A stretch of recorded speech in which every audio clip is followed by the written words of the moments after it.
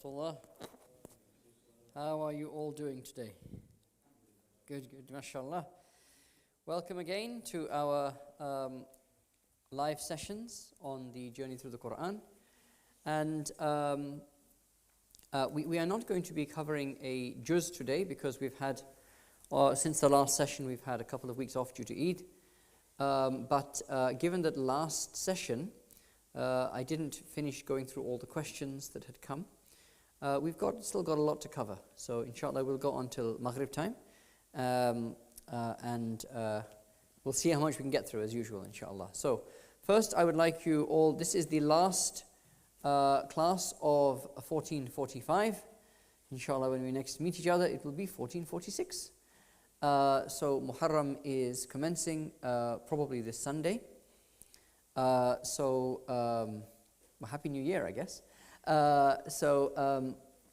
We will take the opportunity to renew our intentions, renew our determination where our studies are concerned, and our drawing near to Allah. We ask that our studies and our learning and our education is a means by which we may draw near to Allah in this world and in the akhirah, that He may accept from us our studying, our learning, our teaching, our striving in the way of Allah and the way of His Rasul sallallahu alaihi wasallam.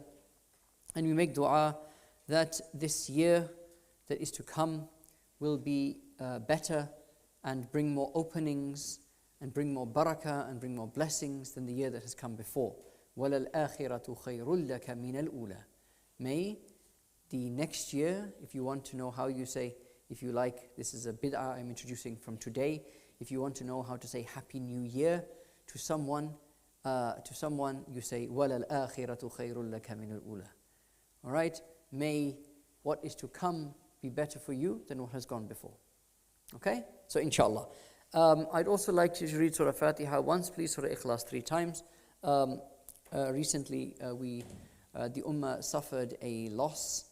A very old Shaykh with very high asanid in hadith, one of those who had studied with some of the great scholars of the century before last, passed away at the age of 99. So his name was Shaykh Waliul Haq of Afghanistan. So that is his name. So please read Surah Fatiha once, Surah Ikhlas 3 times. Remember also the souls of all of the believers that have passed away, particularly among your family. Remember those who are unwell, and remember especially our brethren in Gaza and the oppressed all over the world. Fatiha. Bismillahir Rahmanir Rahim. Alhamdulillahi Rabbil Alameen wal aqibatu lil muttaqin. والصلاة والسلام على أشرف الأنبياء وإمام المرسلين سيدنا ومولانا محمد وعلى آله وأصحابه أجمعين. ربي يسر وعين يا كريم وافتح لنا بالحق أنت الفتاح العليم. اللهم علمنا ما ينفعنا وانفعنا بما تعلمنا وزدنا علما يقربنا منك برحمتك يا أرحم الراحمين. وصلى الله على سيدنا محمد وعلى آله وأصحابه أجمعين برحمتك يا أرحم الراحمين. So welcome again back to live session number 7, inshallah, and we will be covering some of the questions that we had not managed to address in the previous session, as well as this particular topic here, which is on the Qira'at. So over the months that we have been meeting with one another, we have discussed various aspects of the preservation of the Quran. I've spoken a lot about the early Quran and how it was preserved, the companion codices and all of these types of things. And we've had a number of conversations over that time about the manuscripts of the Quran in comparison with other ancient manuscripts. So the oldest known manuscript of the Quran is the manuscript that is located in Birmingham Sharif. Okay, what is known as the Mingana collection in the Cadbury Research Library, the oldest manuscript of the Quran in existence that has been radiocarbon dated to the lifetime of Sayyidina Uthman.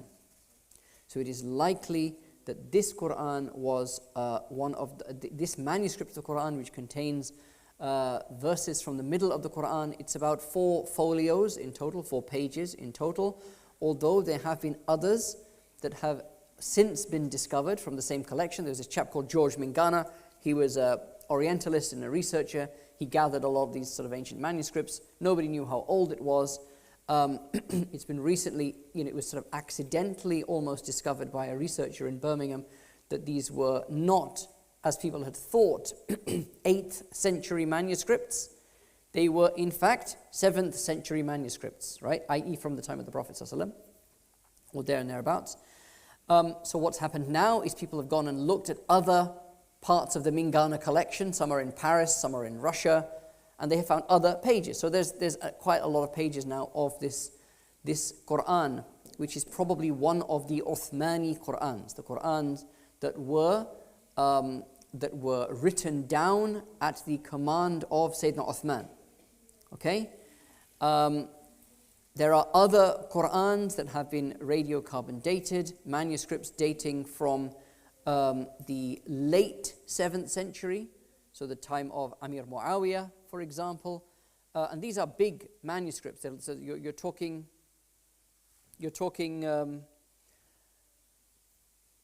half of the Quran, a quarter of the Quran. So these are big manuscripts. The Sana'a Quran that was found in the Grand Masjid of Sana'a also is a first Hijri century Quran, and that is almost the entire Quran. Okay, so there is huge manuscript evidence for the Quran. But the Quran, and we know the traditional story and modern, I've mentioned this a few times now, that the most modern sort of research techniques and theories basically support in its entirety the traditional narrative that Muslim scholars have passed down, that they have studied. That this is how the Quran was revealed, compiled, gathered, produced, and sent forth. It's pretty much exactly what you find. I won't go into the details of it. It's very interesting, even to the extent that they have done a study of scribal errors, and they use all these various kind of forensic linguistic techniques, and they have found that there are 4 original manuscripts of the Quran that are distinct from each other.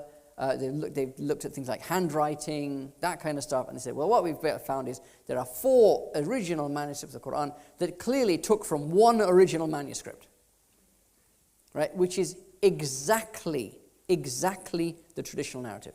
So from a manuscript perspective, the Quran is the most well-preserved of all religious texts anywhere in the world. Fair enough. But that was not ever the main way in which the Quran was preserved. The main way in which the Quran was preserved was always the oral tradition. Okay? Now, in some of the Quran translations that we have used over the last few weeks, we've seen some sort of evidence of this. So you can see that this slide here says Semester 2, Lesson 2.4D.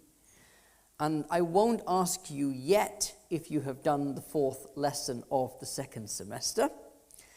But this was going to be the bonus lesson for that week until I realized that people were having a lot of difficulty. The lessons are quite long.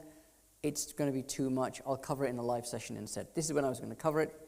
And it was when we were utilizing the Quran translation of Fadil Sulaiman, the Bridges translation of the Quran, which is a translation of the 10 Qira'at of the Quran, the 10 canonical recitations of the Quran. So what he does in this translation with his team is he uses the normal Quran, inverted commas, the Hafs Quran. That's the one that Hafiz Junaid was reading just now, the recitation that Hafiz Junaid was reading, the most popular one in the Muslim world today, in modern times, and the one in which that most of us are familiar with. But there is the riwayah of the recitation of Nafi' and the recitation of Warsh, and the recitation of Qalun, and the recitation of Khalaf, and the recitation of Hamza, and of Susi, and there are quite a number of these different types of recitations. And this particular translation, the Bridges translation, what it does is it provides the variants. So whenever there is some kind of a variance, it provides the variant meaning in a footnote. Okay? And it gives you an indication of therefore how these recitations differ from one another. So I thought it would be worthwhile. We also covered I think it's called the Majestic Quran of the Bewleys, Aisha Bewley and Abdul Haq Bewley.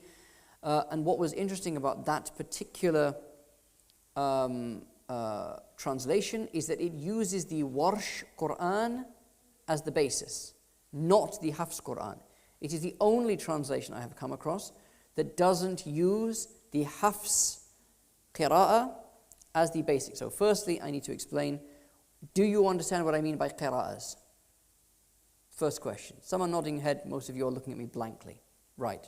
So, أعوذ بالله من الشيطان الرجيم بسم الله الرحمن الرحيم الحمد لله رب العالمين الرحمن الرحيم مالك يوم الدين إياك نعبد وإياك نستعين اهدنا الصراط المستقيم صراط الذين أنعمت عليهم غير المغضوب عليهم ولا الضالين آمين بسم الله الرحمن الرحيم ألف لام ميم. All familiar.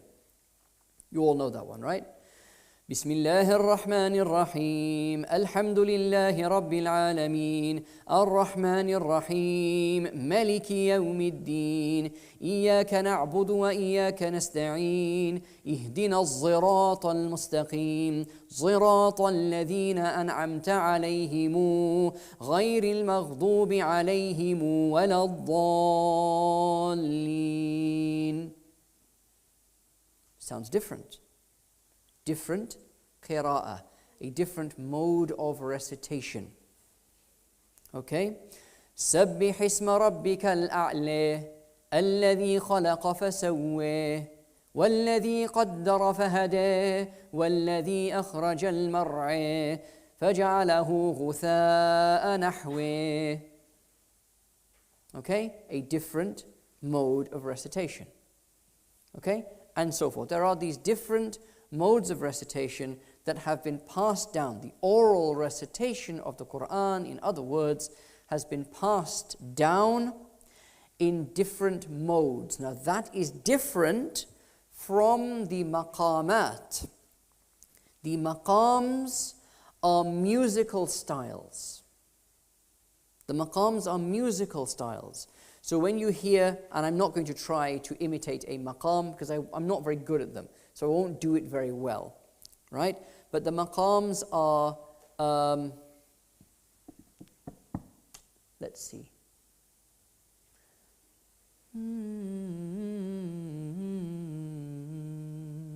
That, yeah? صراط الذين أنعمت عليهم غير المغضوب عليهم ولا الضالين. The pronunciation is the same. The way I say the words, where I pause, where I stop, this is all the same. The tune differs. Okay? And sometimes when you hear a qari reciting, the qari is reciting in different maqams, musical modes, and what you might call pronunciation variants. Okay? The qira'at are a very important science because they track the transmissions of the Quran in its oral form. The maqams are a form of artistry. Okay? The maqams are about artistry. All right? The qira'at are about history. They're about history. How the Quran has been recited from teacher to pupil down through the centuries. Okay? So, this lesson is a little bit about those. So quickly an overview, we've covered this, the overview of the Quranic preservation in written form. I think we spoke about that previously. In the time of the Prophet ﷺ, bear in mind, this book here, for example, this is a Quran, right? This is the basis for the Bridges translation. Okay, it is very simply, it is the Quran, but every Qira'at variant is noted. Every Qira'at variant is noted in here, basically, right? So, the Quran in the time of the Prophet ﷺ, and the reason I picked up the book is because I wanted to illustrate something very, very simple that I have mentioned to you before. Paper. We take paper for granted. You assume that in the time of the Prophet ﷺ, if you wanted to write something down, you would go to the shop, buy some paper, like you're doing now, go to Paper Chase, buy a fancy notebook, ladies, go to W.H. Smith, guys, buy the cheapest one there, all right? Right? Get some paper, get your pen, and start writing. Paper is a technology. Paper, the discovery of paper, of how to make paper, and the transmission of how to make paper was a technological revolution, the equivalent of the computer or of the internet. It made mass literacy possible. Paper. And paper was invented where? China. It was invented in China, and it was a closely guarded secret. No one outside of a few people in the royal court of the Emperor of China knew how to make paper. In a battle called the Battle of, he says, he can't remember the name of it now, the Battle of, not Tarsus, the Battle of, can't remember, but it was in 1757. It was a minor battle fought at the border of the Muslim realm, the Muslim world, and the Chinese Empire. The Muslims won the battle. They captured some of those Chinese people who knew how to make paper. They taught the Muslims how to make paper. The Muslims taught everyone else how to make paper. Paper spread through the world. There is a step change in the levels of education of the world. From here, you get to the Gutenberg press, the invention of movable type, the mass production of books, and so on and so forth it goes. Okay? But in the time of the Prophet ﷺ, no paper. So you're writing on bones. You're writing, like, as in, bones means what? Like the shoulder blade of a cow.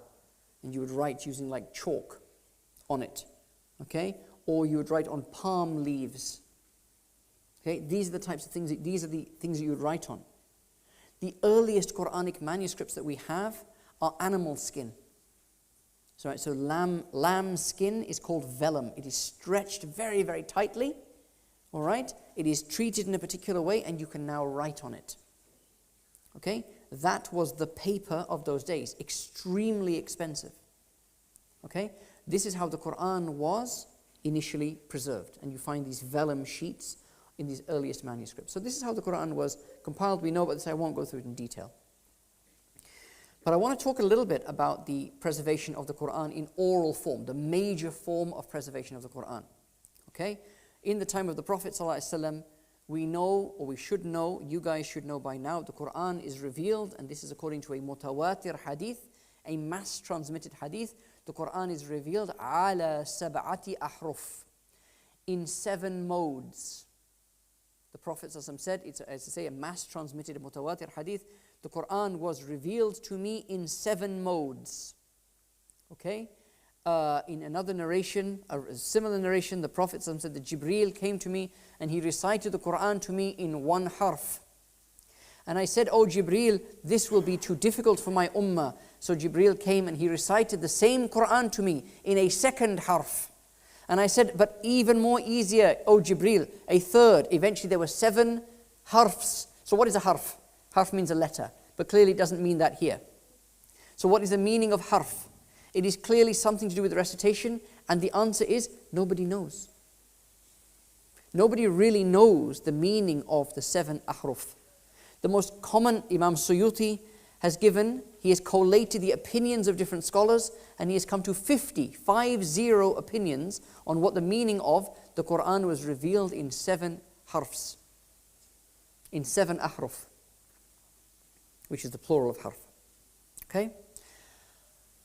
the meaning favored by most is that the Quran was revealed in 7 dialects. Because you know how I told you about paper, right?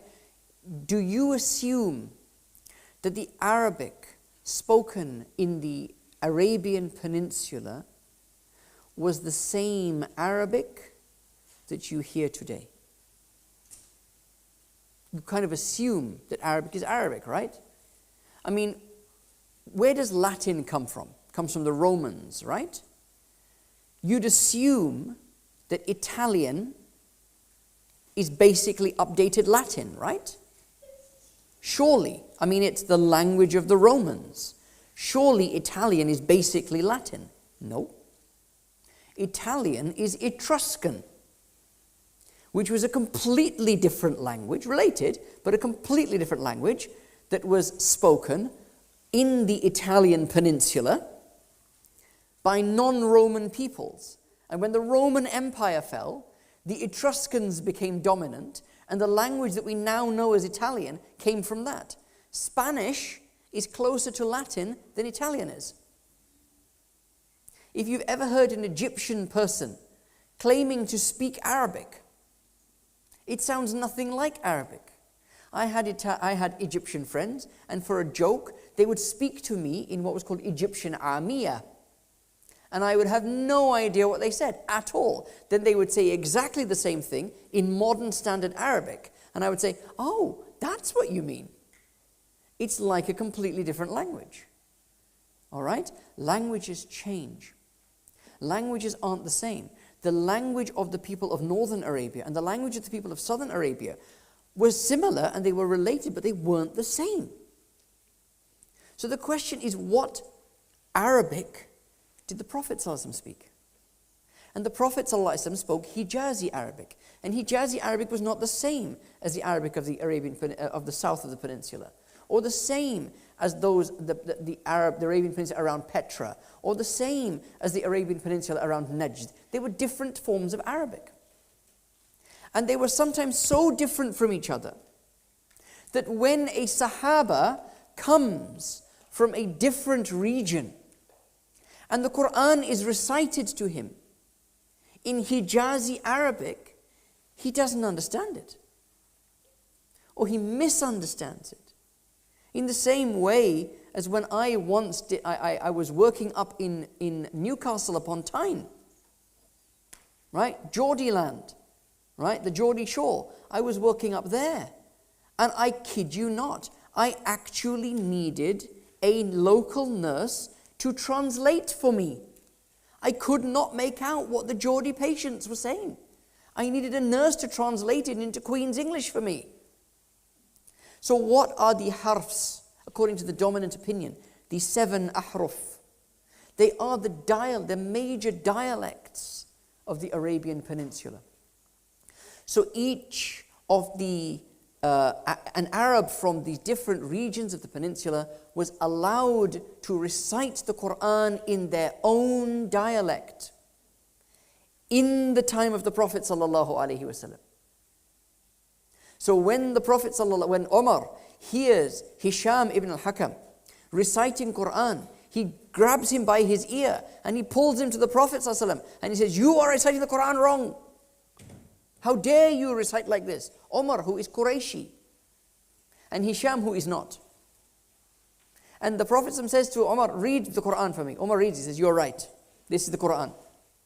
Then Hisham reads it. He read what he had been reading that Umar heard, which was different, not completely obviously, but was different from what Umar recited. And the Prophet said to him, "You are right, this is Quran." Or in the Arabic, "Hakadha munazzal." So it was revealed. He said to Umar, "Hakadha munazzal." So it was revealed. And he said to Hisham, "Hakadha munazzal." So it was revealed. Okay? So you have the Quran, and this is so weird for us now to think about this. There are words that are different. Right? وَتَكُونُ الْجِبَالُ كَالْ يَوْمَ يَكُونُ النَّاسُ كَالْفَرَاشِ الْمَبْثُوثِ وَتَكُونُ الْجِبَالُ كَالْعِهْنِ الْمَنْفُوشِ. No, صُوفِ الْمَنْفُوشِ. What's عِهْن? It's wool when you kind of string it out. And you can then weave it into garments. What's suf? Wool. It's wool. Yeah? Synonyms were allowed in the time of the Prophet ﷺ. What happens then? Prophet ﷺ, he makes wisal from this world, and it's a fascinating point of history that we go into later, the what have beens of history, and how Allah decreed what He decreed, that it was in the time of the Prophet ﷺ, the entire Arabian Peninsula and nowhere else was Muslim.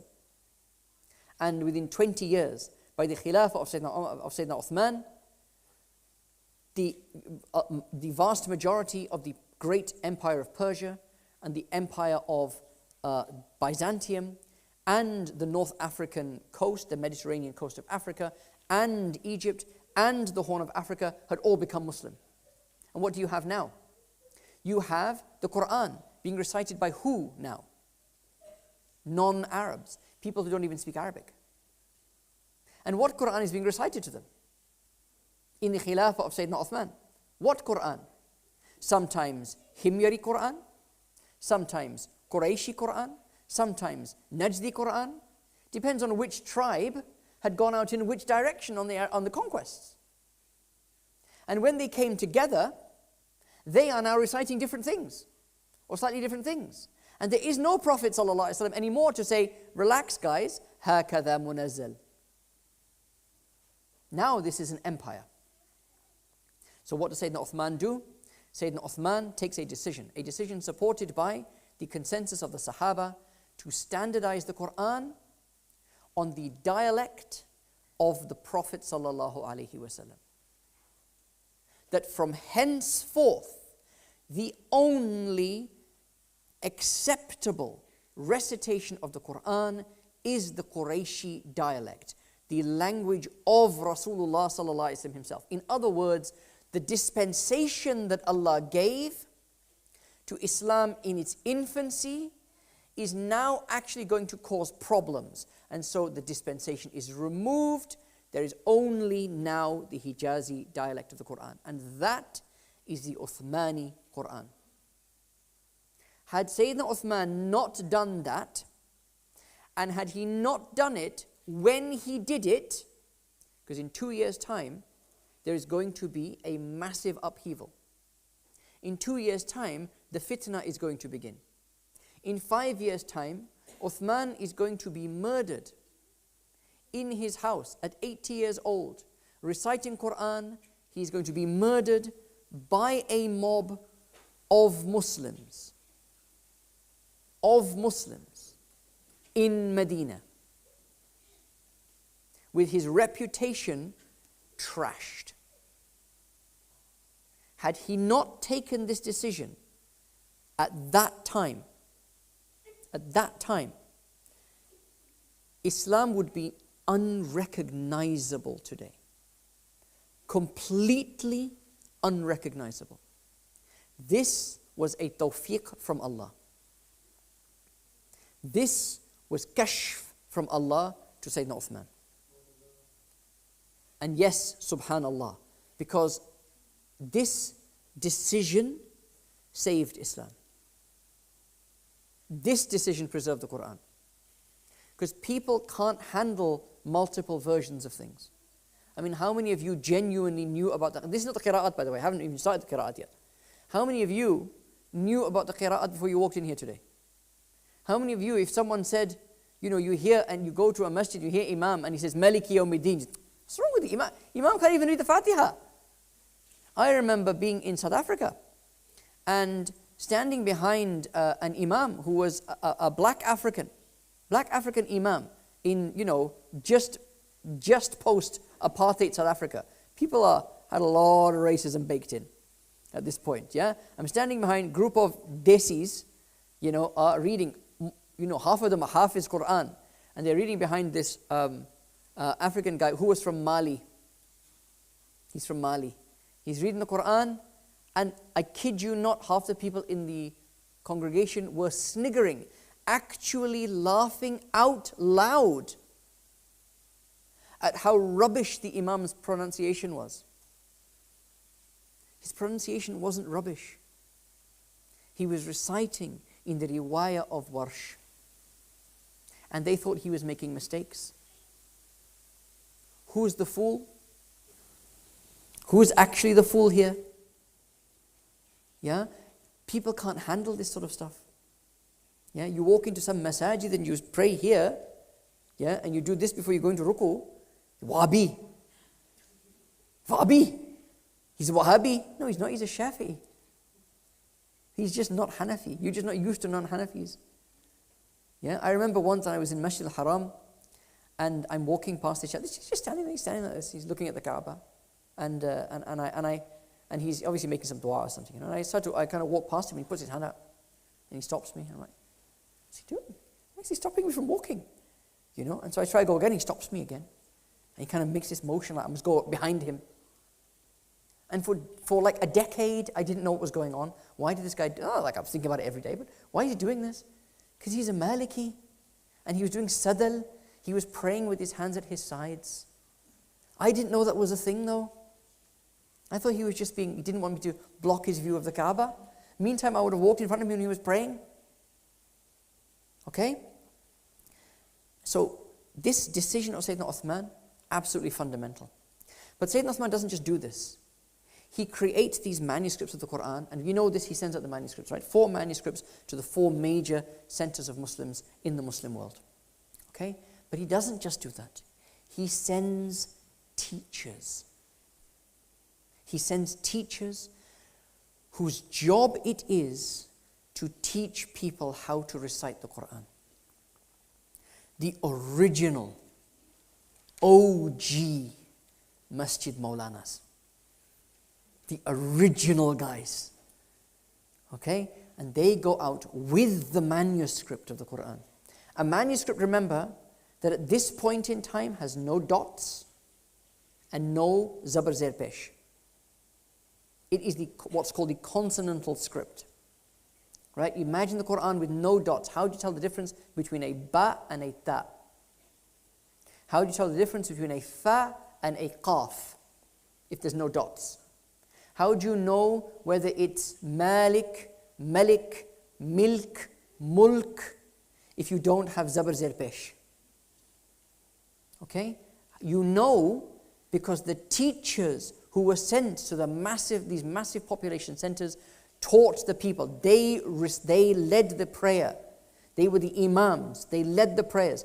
People would come to them. And this is where the method that we now know today, that all of you know and love because you all went to madrasa, and there would have been Maulana Sahab or there would have been Appa, right? Who would have sat down, not Muallima, but Appa, right? The Appa would have taught you, and with the stick, and you read, you come, you go learn it. I'm going to read it for you first, right? I read it for you first, then you go away and you practice it, then you come back and you read it for me. That method started in the Khilafah of Sayyidina Uthman. That's how old it is. That you come to the teacher with whatever you are writing on, or just your memory. The teacher recites your sabak for you. Abu Abdurrahman as-Sulami, Ibn Hurmuz recites your sabak for you. You go away, you learn your sabak, and then you recite it back to him. And this way you learn the entire Quran, and then you teach, and then your students teach, and so the Quran becomes widespread. And you have these different centers, population centers, where this takes place, and this is where some of these minor differences start to come in. Malik and Malik. Sirat and Sirat and Zirat and Amta alayhim and Amta alayhum and so forth. Okay? All of these differences start to come about now. Okay? This is in the 1st century. That eventually is then brought together by Ibn Mujahid in the 4th century into what are called the 7 canonical recitations. There are 7 ways of reciting the Quran. Then, a century later, in the 5th century, you have Imam Ad-Dani and Imam Ash-Shatibi, and they formalize this, and Imam Dani writes a work, a very famous work, on the Sab'a Qira'at, on the 7 canonical Qira'at of the Quran. Each one having 2 chains of transmission So what is the Quran that we recite? With the recitational variant that we recite, it is that of Hafs, right? I've said that a few times. Hafs from Asim. So Asim is one of the 7 original teachers of the Quran. And his recitation of the Quran is passed down through 2 reciters, Hafs and Shu'bah. And so you have 7 teachers, the 7 canonical recitations. Each one has 2 transmissions, so you have 14 in total. And these are brought together with the differences noted by Imam Ad-Dani. Then Imam Shatibi comes along and he writes what is one of the most extraordinary teaching poems that's ever been written, which is called the Shatibiyya, the poem written by Shatibi. I forget the full title, even though I have studied half of it, but I forget the full title of it now. But the Shatibiyya is for reasons I won't go into now. It is extraordinary. It is incomprehensible unless you have a key. Unless you have a key. He uses code words. And you need to know the code words or the code letters in each line of the poem to know what he's saying. Right? It's a 1,000-line poem that contains all of the variations of the Quran. Right? All of the recitational variants of the Quran. Okay? That's in the 5th century. Then at the end, in the 9th century, Ibn al-Jazari comes along. Many of you who have studied tajweed, who have studied some tajweed, may have studied the Jazariya, or your teachers may have studied the Jazariya. When I came for your Hifz ceremony, I looked at your Ijaza, right, in Quran, and it goes through Imam al-Jazari.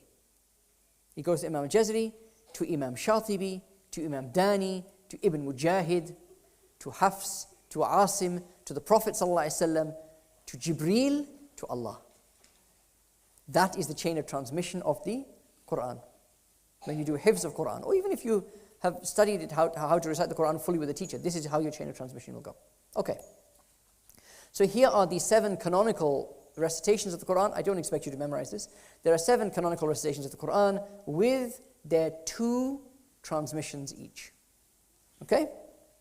Okay, you all got that? All memorized it? Good. Right.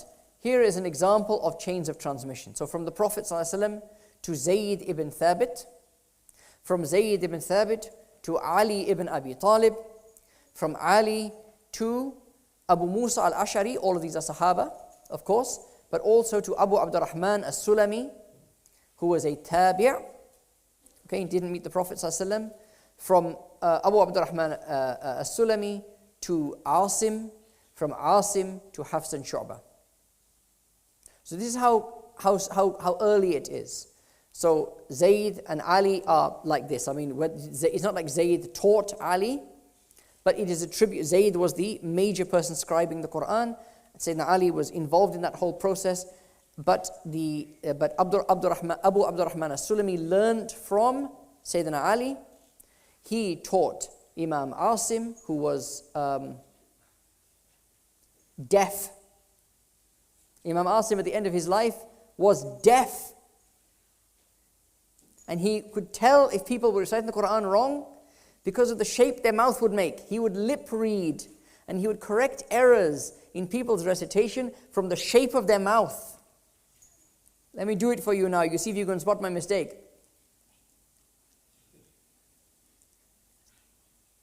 Got it? Spotted the mistake? There was no mistake. First 4 verses of the Fatiha. But that's how he would do it. That's Asim. That's how much the Quran had merged with his flesh and blood. Okay? And he taught Hafs, and that's the Quran we recite today.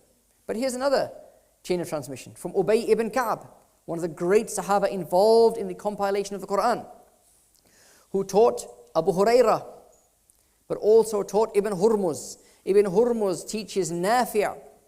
Very, very, very important figure. Won't go into the details now. Nafi' teaches Warsh. Nafi' was the teacher of Imam Malik. Nafi' was the teacher of Imam Malik in Hadith and Fiqh, and he was the teacher of Imam Warsh in in Quran. And that is the version of the Quran that is recited in North Africa today.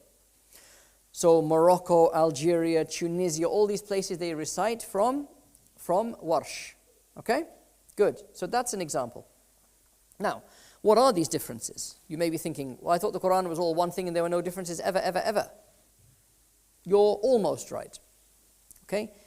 Any type of document of this manner will have some variations. If it doesn't, you should be suspicious, actually. Okay? Because it's the natural progression of time and so forth. There are about 2,000 differences across all 7 canonical recitations. 70% of those differences are pronunciation variants. Malik, Malik. Wadduha, Wadduha. For example. 70% of them, it's that. Right? وَلَلْآخِرَةُ خَيْرٌ لَكَ مِنَ الْأُولَى وَلَلْآخِرَةُ خَيْرٌ لَكَ مِنَ الْأُولَى وَلَلْآخِرَةُ خَيْرٌ لَكَ مِنَ الْأُولَى. Okay? 70% is this. Lengthening, stopping, how you pronounce the a sound, those sorts of things. The majority of the rest are changes relating to the dots on verbs. يَعْلَمُونَ, they did or they do. تَعْلَمُونَ, you do. Okay? Those sorts of things. Most of them are like that. Sometimes you have a swapping of a waw and a fa. So there's a waw instead of a fa, or a fa instead of a waw. Okay? Very difficult to make out in the actual manuscript itself if that word is a waw or if it is a fa. Okay? And a tiny minority are very, very minor changes to what's called the consonantal skeleton, so the addition of a letter or the subtraction of a letter, for example. Okay? You'll see an example of it as we go through. So these are the qira'at.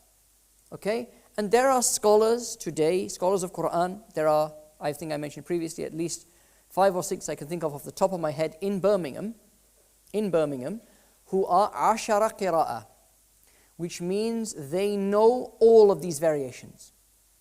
All of these 2,000 variations. This is extremely well preserved. This is not a secret. It's not some, kind of embarrassing thing about Islam that we've hidden away from everyone. These are things that people study. There are full-on chains of transmission for these things. Okay?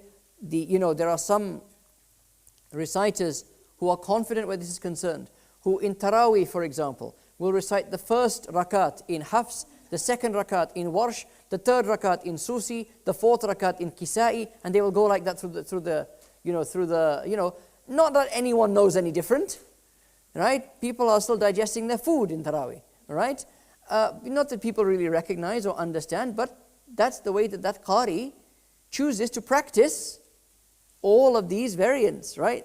Some of my friends will, they say, in January I recite Quran in Hafs, and in February I recite the Quran in Warsh, and in March when I was studying, the madhahib, the 4 madhabs, the way I would study it is in January I would be Hanafi, in February I would be Shafi'i, and in March I would be Maliki. I've never studied the Hanbali school, but in March I would be Maliki.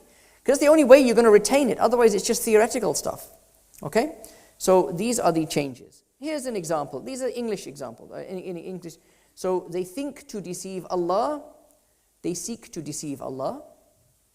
Right? يُخَادِعُونَ or يَخْدَعُونَ. All right? And at the end of the 10th verse of Surah Baqara, وَلَهُمْ عَذَابٌ أَلِيمٌ بِمَا كَانُوا يَكْذِبُونَ or وَبِمَا كَانُوا يُكَذِّبُونَ. Right? They used to lie or they used to tell lies. There's no meaning difference here. You can see these are very, very minor things. Okay? Here's another example. وَلَا تُسْأَلُوا and وَلَا تَسْأَلُوا. Okay, so this is again from Surah Baqarah. You will not be asked, لا تسألوا ولا تسأل in the other version, in Warsh. So وَلَا تُسْأَلُوا عَنْ أَصْحَابِ الْجَحِيمِ means you, Ya Rasulullah, will not be asked about the inhabitants of the hellfire. لا تسأل عن أصحاب الجحيم, do not ask about the inhabitants of the hellfire. Now one of the interesting things that you will see here is invariably the differences in the qira'at are not contradictory, but rather what they seek, what they do, the effect that they have is they enrich the meanings. You will not be asked, i.e., you will not be held accountable, Ya Rasulullah, about the inhabitants, what happens to the inhabitants of those who disbelieved in you. We are not going to hold you accountable. That's the meaning of la tus'alu, right? You will not be asked. You will not be held accountable, Ya Rasulullah, about the inhabitants of the hellfire. فَلَا تَسْأَلْ عَنْ أَصْحَابِ الْجَحِيمِ. So don't ask about them either. They are not your concern, Ya Rasulullah. Okay? You can almost combine the meanings together, okay, to form a richer understanding of the Quran, of the divine discourse. Similarly, in the previous example, they seek to deceive Allah and His Messenger, and they think they are doing so. Right? They seek to deceive them. They're trying to deceive Allah and His Messenger, but they think that they are doing so as well. And that is why the only people that they actually end up deceiving is themselves. All right? Because they used to lie. Where is a lie? Here. A lie is here, in the heart. Where is the telling of the lie? Here. So they used to lie and they used to tell lies. They are liars inwardly because they have deceived themselves. That's what an inward lie is, when you have deceived yourself. And they are liars outwardly because they are seeking to deceive. So you see how the two meanings come together. Okay? This here, between Hafs and Warsh, there are only 51 differences. Other than pronunciation differences, there are only 51 differences across about, I think it's something of the order of 70,000 letters in the Quran. There are about 50 differences, like the ones I've mentioned. This is the only one where there is an additional letter. One additional letter that is added to the, or in the case of Warsh here, removed from the manuscript. And the likelihood is here that the manuscript that was used, the scribe missed out the letter. Simple as that. The scribe missed out that. That was the master manuscript. It was an error that was made. The scribe missed out the letter. Okay? فَبِمَا and bima. Okay, and that is the most, and what does it mean? Whatever strikes you of disaster, then it is for what your hands earned. But God pardons much. Okay? And whatever strikes you of disaster, it is for what your hands have earned. So the difference is then. That's the difference. The word then. Okay? And that is the most significant difference between the recitation of Hafs and Warsh. The addition of the word then. Okay? These are the Qira'at. Okay? The Quran is an extraordinarily stable text. It is extraordinary that a text primarily preserved without, remember, printing. You know when you print something, you use your photocopier, right? You will get the same thing 1,000,000 times. Exactly the same thing. It is an exact reproduction.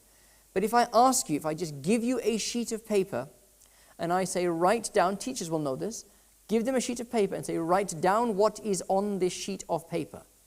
30 students will come back to you and what will you find? 30 different versions of what was on the sheet of paper. No matter how careful they've tried to be. It's hard. Your eye skips over, it's just natural. Your eye skips over a letter or a word, something like that. It happens to all of us. In an era where, and when was the Quran first printed, by the way? I think I've got it here somewhere. 19th century.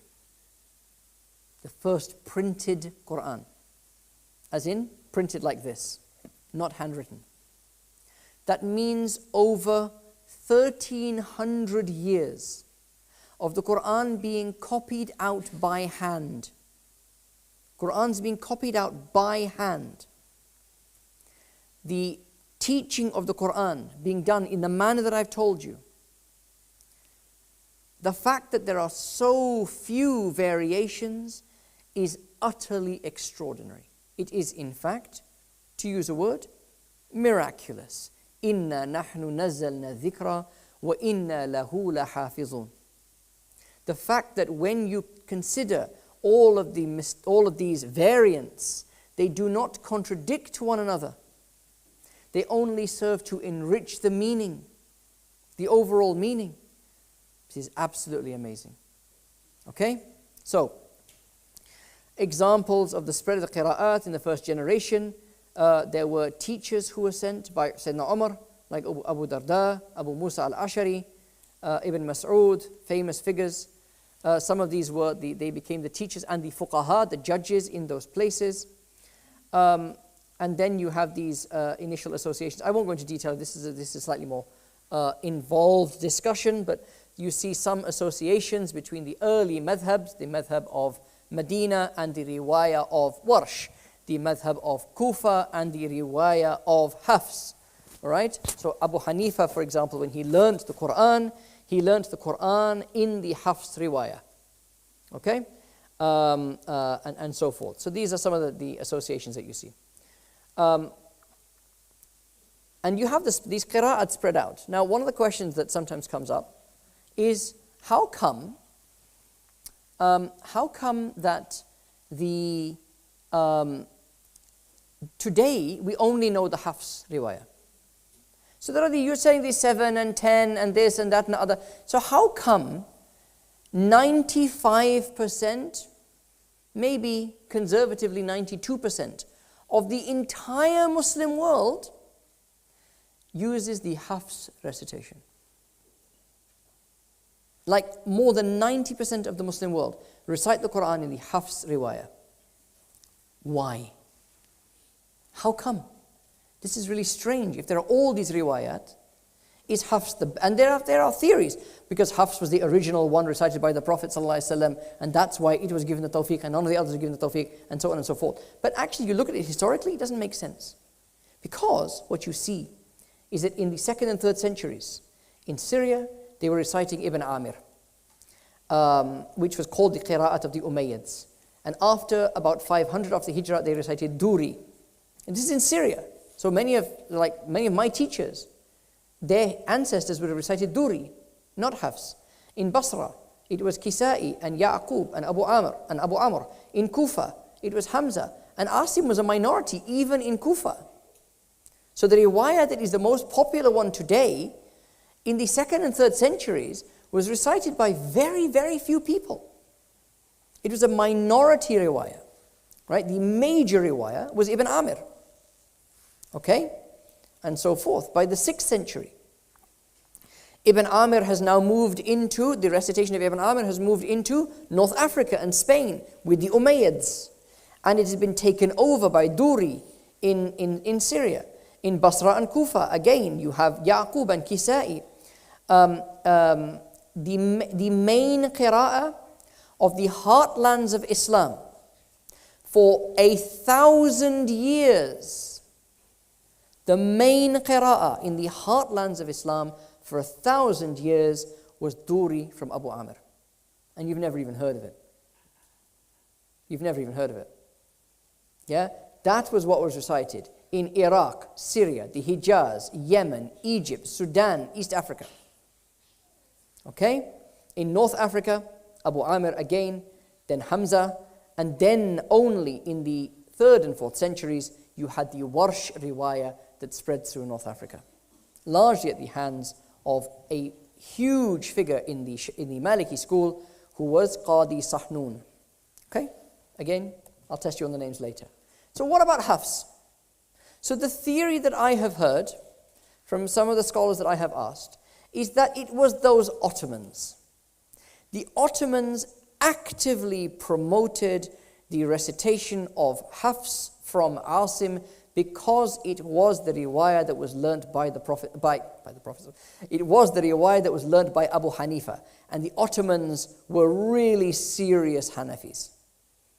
Okay? And so they wanted to be different from those who came before them. And so what they did is they actively promoted and proselytized the riwayah of Hafs from Asim, from the 10th century onwards. Okay? Why? Who knows? Why did they do it? Don't know. Right? So how come it's the riwayah that is recited by the Safavids in Iran, who were hostile to the Ottomans for 200 years? Don't know. How come it's the riwayah that is recited throughout the subcontinent, when the subcontinent had very little to do with the Ottomans? Don't know. How come it's the riwayah that is the riwayah of Indonesia and Malaysia, who had no contact at all with the Ottomans? Don't know. The fact of the matter is, we do not know why, over the past 300 odd years, Hafs became massively dominant. Right? Because you see the Ottomans, yeah, but so how come everyone didn't, if everyone became a reader of Hafs, how come everyone didn't become Hanafi? You know, there were still Shafis, there were still Malikis. How come everyone didn't become Hanafi then? If the Ottomans were so Hanafi. This is the theory I've heard. It doesn't really make sense. I've not heard a better one. Nobody knows. But somehow, the Hafs riwayah, and it's mentioned in various works that comment on this, has become predominant over the last 2 or 3 centuries. Then, the first mass printed Quran, the Azhar Quran, the 1923 Azhar Quran, was printed in the Hafs riwayah. And then you've got the printing press, and then it all just goes from there, goes gangbusters from there, effectively. Because now, the only Qurans you can get are in the Hafs riwayah, the printed ones. Right? Nobody wants their granddad's, great-great-granddad's old copy of the Quran when you've got this nice, clean, printed, modern version. Okay? So, but anyway, there are other things you can think about. For example, the fact that the most famous tafsir, the most widely studied commentary on the Quran in the world, the tafsir of Jalalain, is not, and Imam Suyuti, who wrote this, is from the 10th century. It's not in the Hafs riwayah. It's in Susi and Duri from Ibn Amir, from Abu Amir, I should say. Not Abu Ibn. It says Ibn Amir and Abu Amr. It's from Abu Amr in the two transmissions, Duri and Susi. And he was where? He was in Egypt in the 10th century. Okay? And other copies also mention, it's specifically mentioned in some of the manuscript copies of the Jalalain that Suyuti said, I'm using this because the people of Egypt recognize no other riwayah. So this is in the time of the Ottomans, that the people of Egypt were reciting in this riwayah. So there you go, and so Ibn Ashur, now this is the last of the classical tafsirs of the Quran. The tafsir of Ibn Ashur, okay? Ibn Ashur passed away in 1979. So he's very modern, okay? And he wrote a massive tafsir of the Quran, a brilliant tafsir of the Quran. And he comments on what is recited. So he said that Nafi' and Qalun are recited in Libya, Tunis, and parts of Egypt. Nafi' and Warsh is recited in Tunisia, Northwest Africa, West Africa. Hafs and Asim is the East, which means the lands of Iran, the lands of the subcontinent, the Far East, all of them lot, they're all Hafs and Asim, most of Egypt and places like that, and Turkey obviously. And Duri and Abu Amir is recited in parts of Sudan and East Africa and parts of Yemen. Some of you may have heard of a Qari. He's passed away. He just passed quite young. He passed away. He was called, I think, Abdul Rahman as-Sufi. I think his name is. Some of you may know of this. You have famous favorite qaris. So Afasi, and so So a lot of people love the recitation of Abdul Rahman as-Sufi. He recited in the riwayah of Susi because he was East African.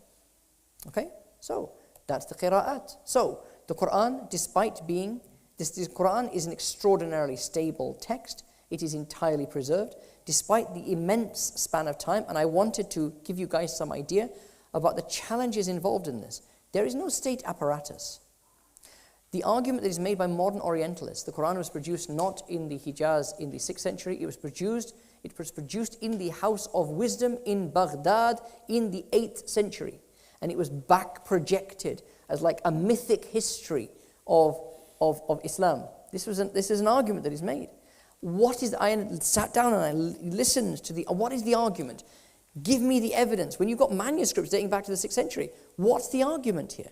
And the argument basically is, it would be impossible to produce, it was simply logistically impossible to produce a text as stable, i.e. with as few errors in the Quran in the time of the 6th century, when they didn't have an empire, they didn't have a state apparatus, they didn't have a bureaucracy, they didn't have professionals, they didn't have an academy. You just can't do it. It's impossible to do it.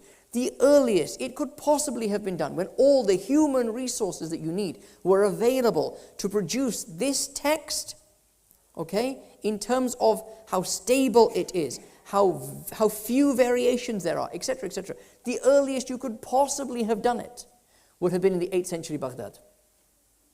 And yet, it was done, and yet, the answer to all of that academic research is, yeah, but here's a manuscript, here's Birmingham, come visit Birmingham Sharif. Come see the manuscript is dated to the 6th century.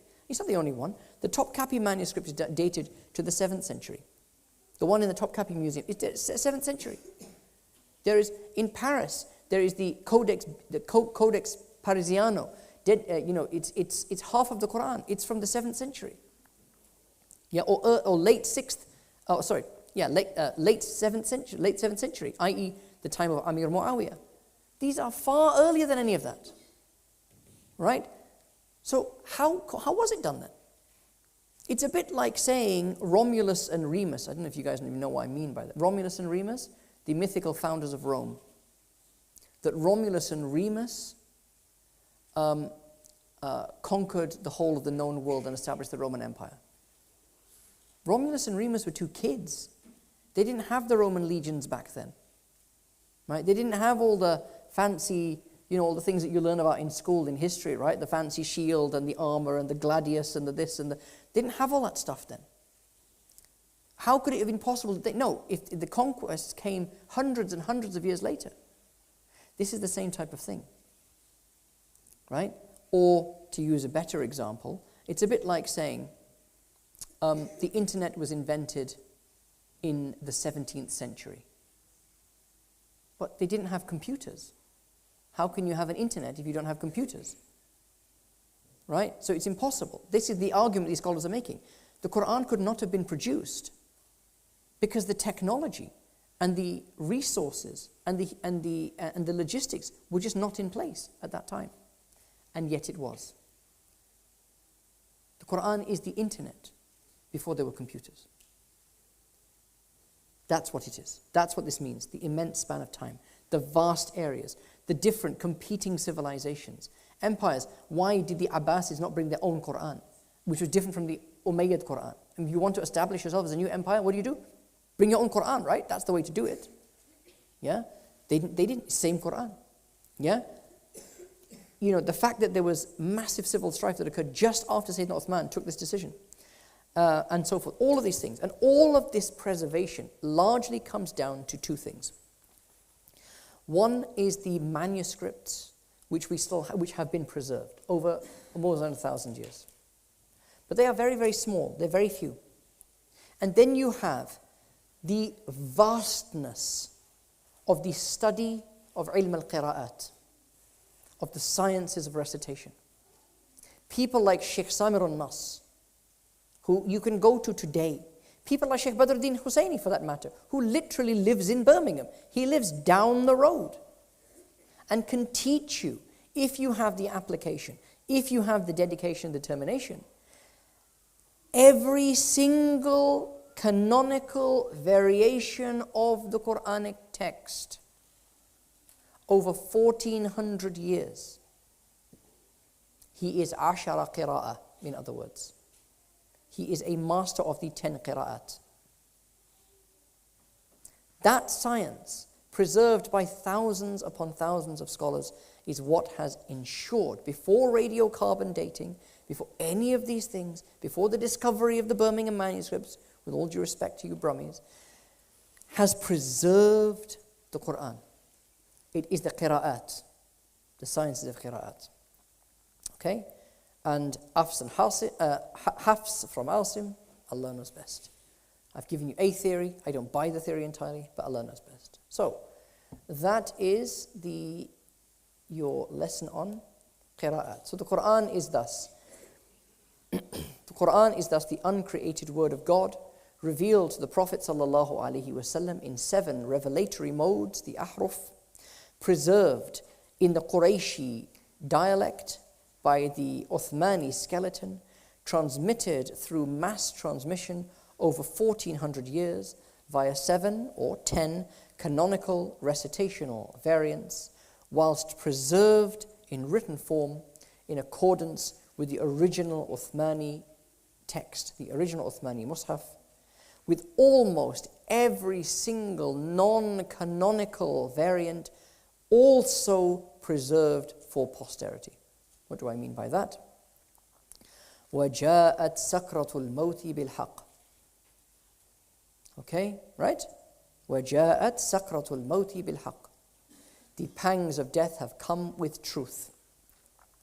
There is another variant, a non-canonical variant, not contained in any of these 10, which is وَجَاءَتْ سَكْرَةُ الْحَقِّ بِالْمَوْتِ. جاءت سكرة الموت بالحق وجاءت سكرة الحق بالموت. The first, which is the canonical recitation. So a scribe has clearly got the words mixed up the wrong way, basically, yeah? Right? Ask a hafiz to read the Quran and not make a single mistake in the entire recitation and see what happens. Of course they'll make mistakes. Okay? جاءت سكرة الموت بالحق. The pangs of death have come in truth. This is the canonical. The pangs of truth have come with death. The pangs of truth have come with death. That is the non-canonical variant. Okay? What does the first one mean? When you die, you experience the separation of body and soul, the sakrat. Right? The sakrat, the agony or the pangs of, or the drunkenness of death are experienced in truth. They are going to happen to you. It's going to happen. Your body and soul are going to separate from each other. And it is a traumatic separation for most of us, because we are very attached to this world. Okay? وَجَاءَتْ سَكْرَةُ الْمَوْتِ جَاءَتْ سَكْرَةُ الْحَقِّ بِالْمَوْتِ. The realization of truth and the agony of realizing the truth comes when you realize it too late. Nobody dies a disbeliever. Nobody. When the angel of death comes for you, you believe. But it's too late now. And that is sakaratul haqqi, the agony of the realization of the truth too late. Bil maut, at death. So even that non-canonical, you can't recite وَجَاءَتْ سَكْرَةُ الْحَقِّ بِالْمَوْتِ. You are not allowed to recite that in prayer. It is not considered part of the Quran, but it is a variant that has still been preserved. And even that variant, which is considered to be an error, it's considered to be shadh, it still adds to and beautifies the meaning of the scripture. Okay, so these are the qira'at. Okay, an amazing science. Yeah, when you regret messing about when you were younger and not doing what you could have done, right? One of my regrets is that I never studied the qira'at. Yeah, I never studied the Qira'at. Maybe inshallah in some point in my life I will be able to. Yeah, I will be able to, inshallah. Okay, so that is the end of the... Anyone got any questions? Anyone got any questions? Yes, question at the back. Is there any transmission of the maqam that the Prophet used when reciting the Quran? That's a very good question. Is there any transmission of the maqam of the Prophet sallallahu alaihi wasallam? The musical mode by which the Prophet ﷺ recited the Quran, right? And the answer to that question almost certainly is go and ask a historian of music, a historian of Arab music. Why? Because that question may very well be an anachronism. Okay, an anachronism, a historical misplacement. It's like Marty McFly in Back to the Future. He's from the 80s. Sorry, I'm 80s kid. What do you want to tell you? Right, he's from the 80s. He's back in the 50s. He's not meant to be there. He is an anachronism. The fact that he has, use a simple example. If you went back in time to your parents' generation with your mobile phone, okay, your mobile phone would be an anachronism, right? If you read in the Quran that, and the angel of death will download himself, you will say, no. The word download doesn't, or the souls are downloaded into bodies. No, hang on. The word download was not used in before, a few years ago. Yeah? If the Prophet said, cursed be those who are woke. Right? Sorry, the word woke was not used in the time of the Prophet. This means what? That phrase has been fabricated, fabricated later on and has been back projected to the time of the Prophet, right? Yeah? Okay? You'll get that, right? If you came across an ancient text, right, that said, cursed be the woke, for they indeed shall destroy the earth. All right? It doesn't matter how old-timey the language is. Wokeness is not a concept that existed before the 21st century. There's no way it could have been uttered by anyone from the 15th century, which means what? Someone from the 21st century has attributed it to somebody from the 15th century. Musical modes. You think about the musical modes that we know today, right? Basically all come back to Bach. Right? So Bach is the basis, Johannes Sebastian Bach is the basis of all Western music, with one exception, which is rock and roll, baby. Because rock and roll, the chain of transmission, the sanad of rock and roll comes from the blues. And the blues comes from jazz. And jazz comes from the African American slaves. And they come from West Africa. Rock and roll's great-great-granddaddy is traditional West African music. And that is according to historians of music. Okay? But other than that, it's all Western music comes from Bach. And Bach is the guy who kind of effectively, introduces the idea of musical scales, C major, B minor, blah, blah, blah, the circle of fifths, all that kind of stuff. Prior to that, the music sounded very, very different. So prior to Bach, music sounded very, very different. And post-Bach. Okay? Similarly, in the time of the Prophet, were there modes of singing like Nahawand and Sika and Rast and so we don't know. We don't even know if the Prophet ﷺ actually sang the Quran. Okay, there are even hadiths, do not sing the Quran. لا يتغنى بالقرآن. Do not sing the Quran. Okay, and what does that mean? Again, we don't really know. The Prophet could have spoken the Quran, for all that we know, in prayer. Yeah, he could have spoken the Quran. Some of you, if you remember, we did a few taraweehs once, and for some rakats, I spoke the Quran. I didn't recite it. Alhamdulillahi Rabbil Alameen, Ar-Rahman Ar-Rahim, Maliki Yawmiddin, Iyaka na'budu wa iyaka nasta'een, Ihdina as-sirata al-mustaqim, Sirata alladhina an'amta alayhim, غير المغضوب عليهم ولا الضالين. Yeah. بسم الله الرحمن الرحيم. تبت يدا أبي لهب والتب ما أغنى عنه ماله وما كسب سيصلى نارا ذات لهب وامرأته حمالة الحطب في جيدها حبل من مسد. What's that about? You get a sense from just how I'm saying it, right? And you wouldn't get that sense from me reciting it, because I'm not that good a singer.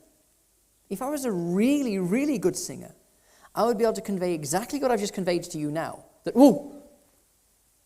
Yeah? And her? I would be able to convey that to you singing, but I'm not that good a singer. That's what opera singers are there for. Okay? So it's probably an anachronistic question, is the answer. Yeah? It's very unlikely, and I'm not sure there is anyone who has traced back those things to the time of the Prophet ﷺ. Yeah? But Allah knows best. Allah knows best. There were a few questions. I'm not going to... So the questions from last time, I won't tackle them now. One of them was very interesting. It was about milk yamin. So last time we spoke, we tackled slavery, right? And the recording... the recording didn't work properly, which may have been a sign. I don't know. And the question that came after the very, very controversial question about how to handle questions about how come Muslims permitted slavery was, and what about slave women?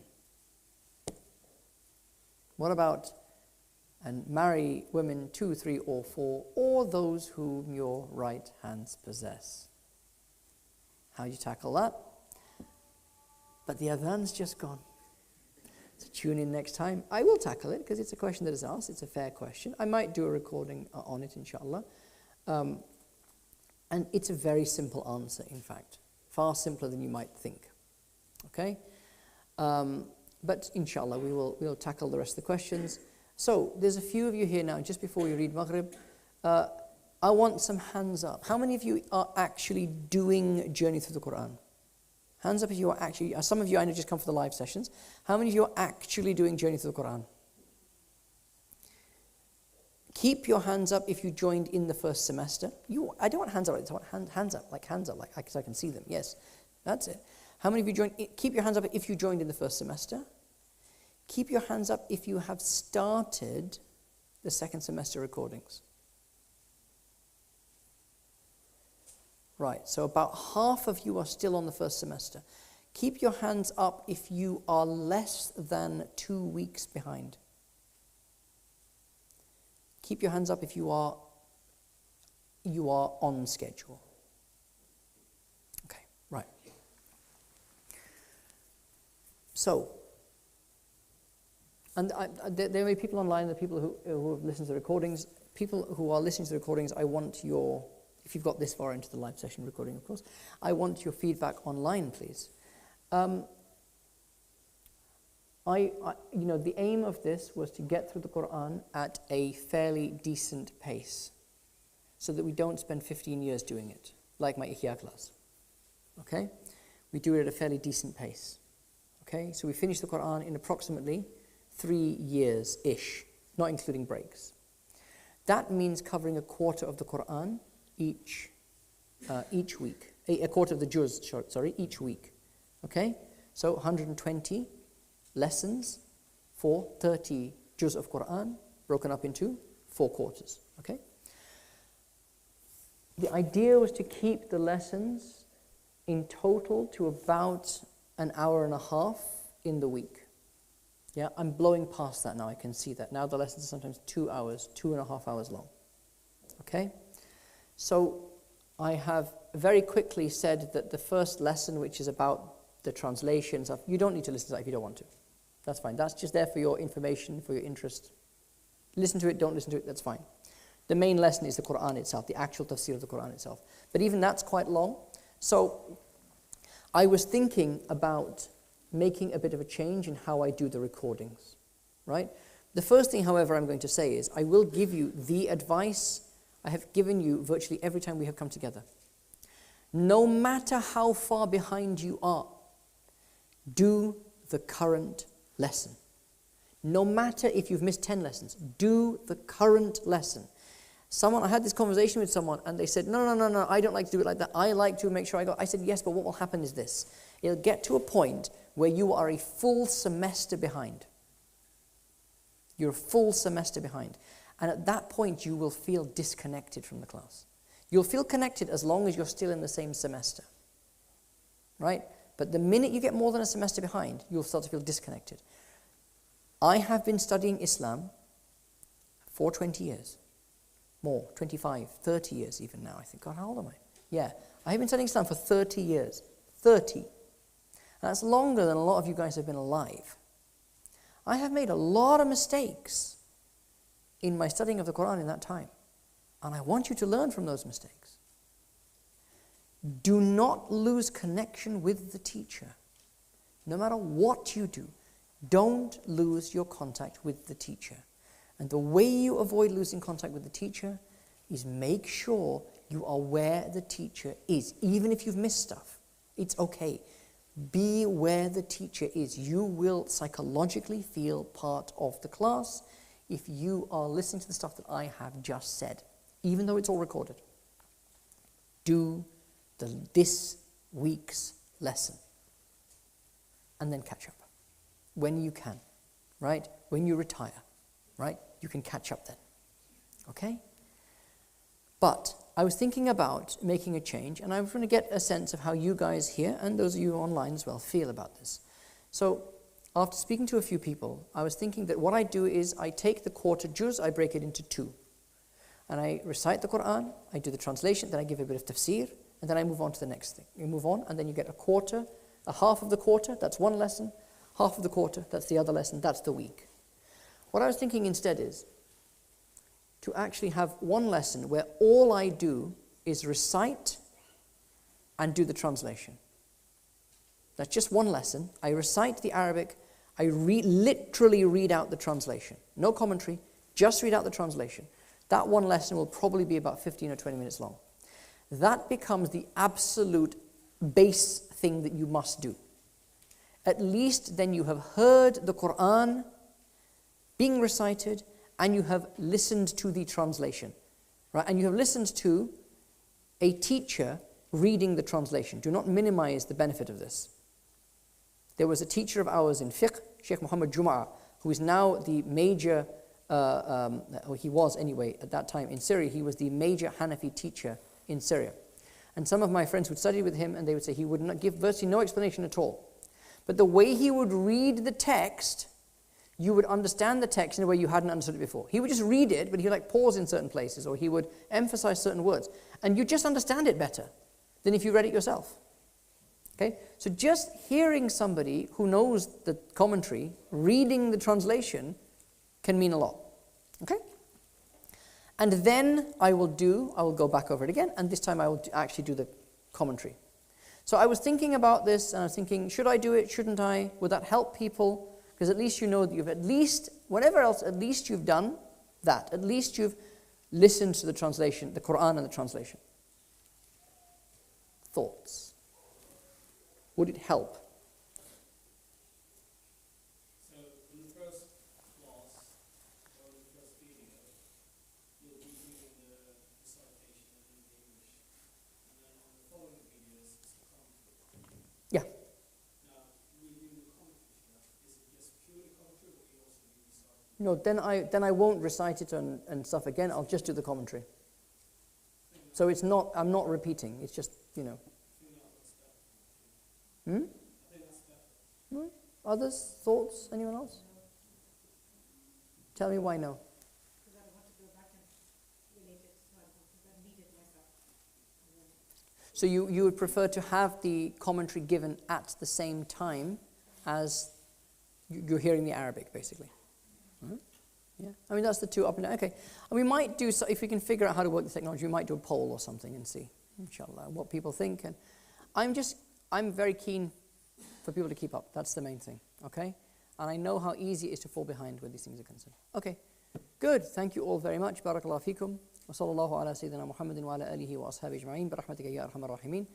Inshallah, adhan, and we read the Maghrib prayer.